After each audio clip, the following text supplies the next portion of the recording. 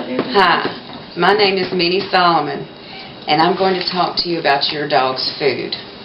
We as consumers have been conditioned to think that the higher the price we pay for a product, the better quality that product is. However, that is not always the case. We as consumers need to read labels and compare different brands of dog foods to ensure that our little furry friends are getting the proper nutrition. Poor nutrition in your pets can cause incontinence, confusion, and insomnia, and many other diseases that really only your veterinarian can go into. Animal feeds, much like people foods, are graded by government-regulated standards. The American Association of Food Control Officials is a nonprofit organization that sets these standards in the United States for animal foods and pet foods. The AAFCO uses a 5-star rating system, 1 star being the least expensive brands and 5 stars being the most expensive brands. Now, in order for a dog food to be marketed as complete and balanced and labeled with the coveted stars, it has to meet the standards set forth by the AAFCO. Nutritional adequacy standards are designed around 2 different nutrient profiles based on a dog's stage of life.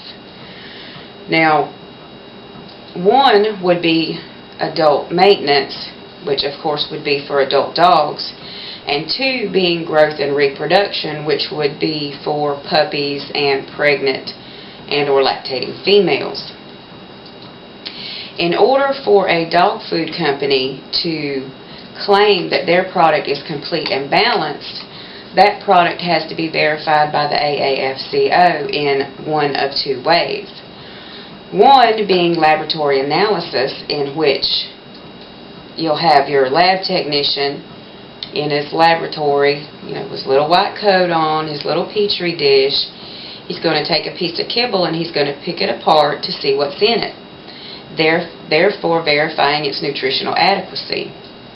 And the label on that dog food will read, "This product meets the standards set forth by the AAFCO for nutritional adequacy." The second way to verify would be laboratory analysis and actual feeding trials, which essentially means you have the same lab tech, same white coat, same petri dish, yada yada yada, but they also do actual feeding trials with live dogs. Therefore, the label on that product will say, "Animal testing using AAFCO procedures will substantiate that this product has complete and balanced nutrition."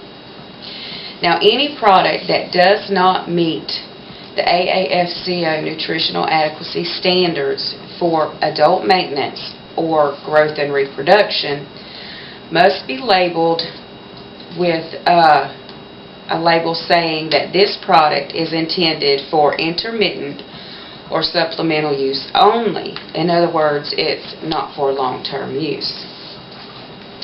Now that I've said all that, I want to tell you that any dog food, whether it have 1-star rating or a 5-star rating, any dog food that meets the nutritional adequacy standards set forth by the AAFCO should be just fine for your pet.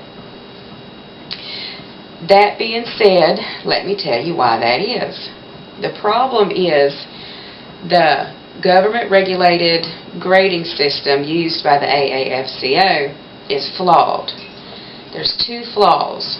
One is that the AAFCO can never really know where the ingredients of the dog food product came from. Dog food manufacturers sometimes can change out paperwork to hide third-party providers for maybe cheaper supplies or whatever, but these dog food companies are not required to report these changes. So you never really know what is in the dog food. And secondly, the AAFCO will never know whether the product itself was handled safely during manufacture and shipping to the dog food company.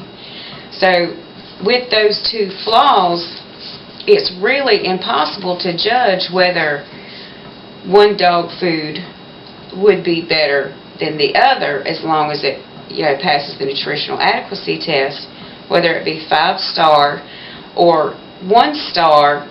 The biggest difference in those two are the price tag. Now, I compared two products of my own, Blue Buffalo and Purina, Blue Buffalo being a 4-star expensive dog food and Purina being a 1-star dog food, and their nutrition was basically exactly the same. So when you go buy your dog food, don't go just for the expensive one. And thanks for listening.